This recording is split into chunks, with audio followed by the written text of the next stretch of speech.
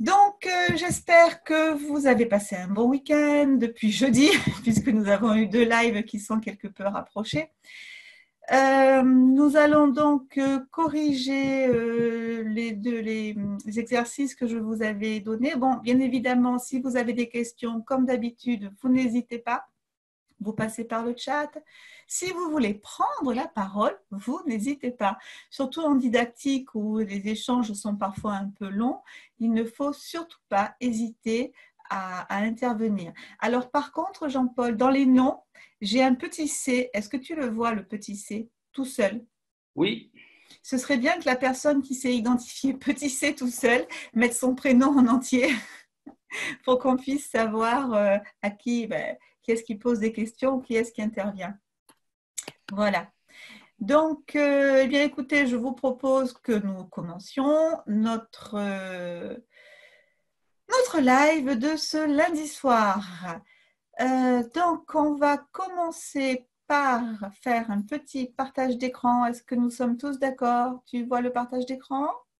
Oui, aucun souci. OK. Et nous allons donc travailler je vous avais mis un tout petit sujet de didactique qui en fait est un extrait d'un sujet qui est tombé cette année, enfin en 2019, qui est tombé dans le groupement 3, qui avait un sujet très intéressant, le groupement 3 de littérature. Et au milieu des questions de littérature, il y avait cette petite question d'étude de la langue que j'ai extrait parce qu'elle est autonome en fait, on peut la traiter toute seule et elle va surtout nous permettre de réfléchir à quelque chose de très important qui est le rôle de l'enseignant. Donc on va regarder ça, vous n'hésitez pas à intervenir pour voir si vous comprenez où je veux vous amener. Donc nous avons ici la question, je l'ai reprise telle qu'elle a été posée au concours, hein. On demandait juste avant de la situer dans la séquence, mais après j'ai repris exactement les questions. Donc, à partir du document qui était proposé, il fallait que les étudiants définissent le rôle de l'enseignant et uniquement dans 3 phases, dans les phases B, E et F. C'était uniquement dans ces phases-là. Et je me suis dit, le rôle de l'enseignant, c'est une question qu'on a fréquemment au concours. Mais là, ce qui était particulier, c'est qu'on nous le demandait en fait uniquement dans 3 cas. Donc, le rôle de l'enseignant, nous étions en CM1.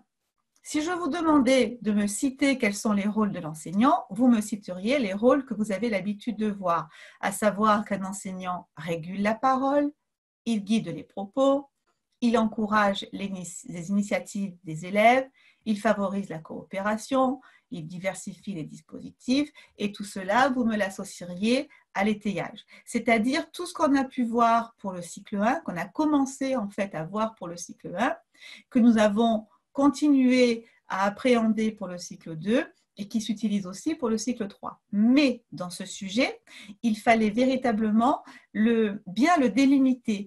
Et si vous vous en teniez à ces rôles qui sont des rôles, je dirais, classiques, vous ne répondiez pas précisément à la question. Donc, à partir de là, j'aimerais que vous me disiez sur cette séquence, hein, puisque c'était ça qui vous était proposé. Donc, comme je disais, Jean-Paul, tu vois, là, il faut que je jongle avec les vignettes. Oui, d'accord. Donc, il y avait donc 3 cas qui étaient demandés en B. En B, il y avait une phase de problématisation, en E, une phase de mutualisation et en F, une phase de formalisation. Et il fallait que pour ces 3 phases, vous déterminiez le rôle de l'enseignant. J'aimerais que vous me disiez, soit par le chat, soit en prenant la parole, quels sont les rôles et surtout quel outil on va ici mobiliser pour pouvoir bien décliner les rôles de l'enseignant quand nous sommes dans une situation aussi particulière et en CM1, CM2, c'est-à-dire en cycle 3. Quels sont les rôles que vous avez déterminés pour ces 3 phases? Dites-moi un petit peu quel outil vous avez utilisé, vous avez eu recours à quoi, hormis l'étayage et Brunner, parce que quand on vous parle le rôle de l'enseignant, si vous avez fait l'INSPE ou si vous avez fait les sciences de l'éducation, vous avez quand même tendance à vouloir mobiliser Brunner. Et là, ce n'était pas véritablement le plus pertinent. Jean-Paul, est-ce que j'ai des réponses? Il n'y a pas de réponse pour l'instant, mais si quelqu'un veut prendre la parole, il n'y a aucun souci. Dites-moi un petit peu ce que vous... Alors, vous pouvez me dire ce que vous avez répondu ou tout simplement ce que vous pensez, ce que vous auriez utilisé.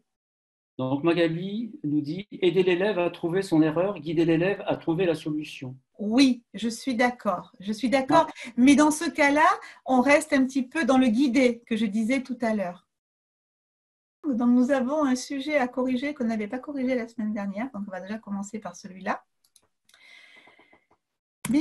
Alors, c'était donc le sujet du groupement 1 de 2013 qui n'était pas difficile, mais qui était piégeant. C'est ça qui est ralent en fait au concours, c'est qu'une fois qu'on le sait, on se dit ah c'était facile, mais de temps en temps il y a des petits pièges. Et oui, c'est fait exprès. Alors on y va.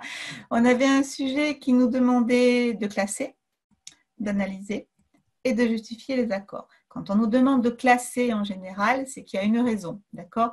Et là, vous vous êtes aperçu que quand vous classiez, vous aviez une même catégorie grammaticale. Donc, à partir de là, il va falloir que vous classiez par sous-catégorie. Si, par exemple, vous n'avez que des pronoms, ce qui a été le cas il y a 3 ans dans notre groupement, il fallait après classer en pronom personnel, pronom, etc. Là, on va s'apercevoir qu'on a une seule catégorie grammaticale. Donc, il va falloir arriver à la classer. Donc, regardons les mots. Prenons un code couleur comme toujours, n'est-ce pas, au concours. Je prends mes stabilos. Et puis, avec un crayon noir, le mot noir est souligné. Et je ne vais pas vous faire l'offense de vous demander ce qui est noir. Vous m'avez tous dit que c'était un adjectif qualificatif. OK. Code couleur pour l'adjectif qualificatif. Qu'est-ce que vous avez mis comme nature pour des feuilles volantes, puisque vous avez bien compris que analyser les termes soulignés, je ne vous l'ai pas dit, mais ça semble tomber sous le sens. Analyser, ça veut dire nature et fonction. Donc, qu'est-ce que vous me mettez pour volante? Ça, on a mis noir, adjectif qualificatif. Qu'est-ce que vous m'avez mis pour volante? alors Clara parle adjectifs verbaux. Oui. Sandy, participe présent, employé comme adjectif. Non, on ne peut pas. Sandy, c'est une terminologie que vous n'avez pas le droit d'utiliser. Pourquoi? On parle de participe passé employé comme adjectif parce que le participe passé est variable. D'accord? Donc, on peut très bien prendre un participe passé et l'employer comme adjectif parce que le participe passé est une nature variable. Par contre, n'oubliez pas que le participe présent est invariable.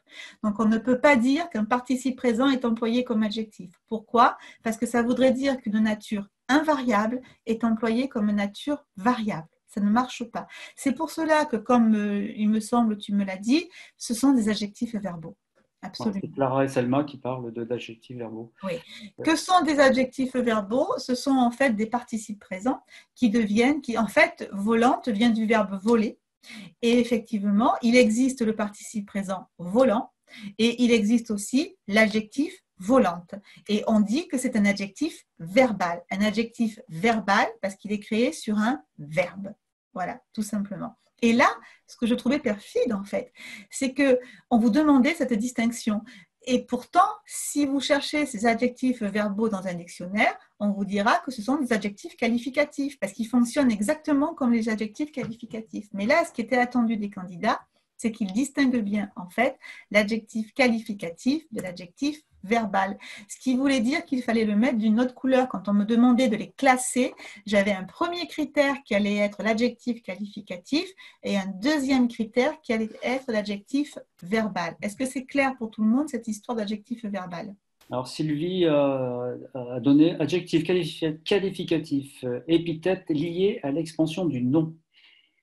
Épithète liée à l'expansion du nom. Une épithète liée.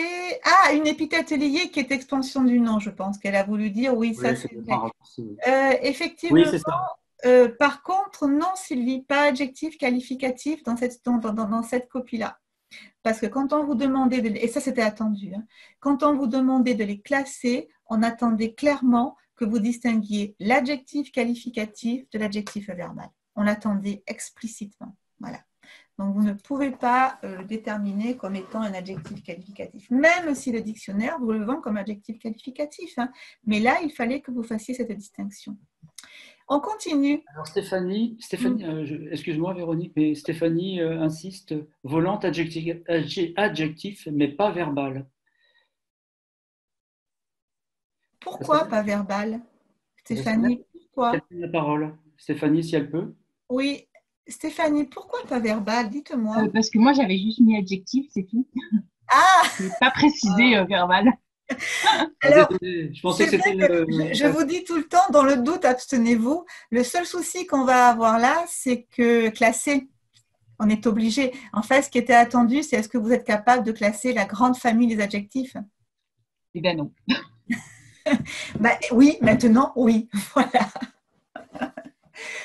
Et du coup, qu'est-ce que vous avez fait pour... on va en avoir d'autres, un adjectif verbaux en plus. Donc, c'est cela. Qu'est-ce que vous avez fait pour premier? Ceci pour les premiers G.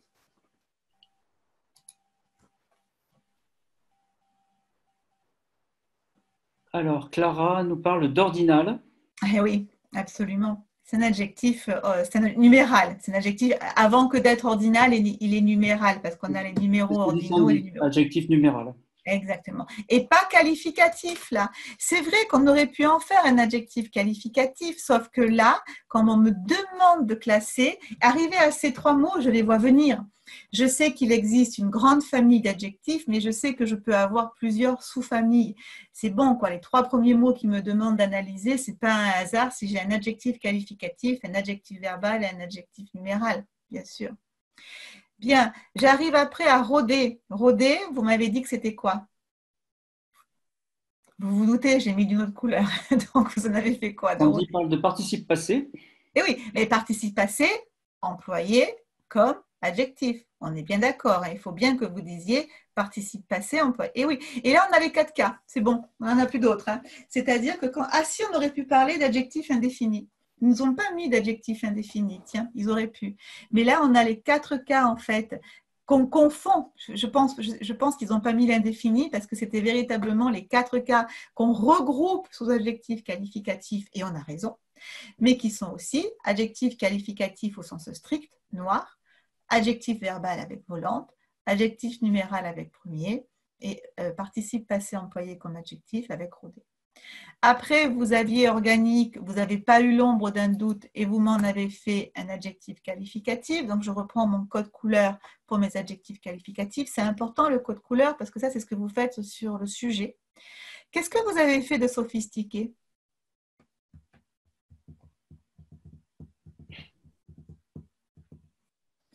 Participe passé.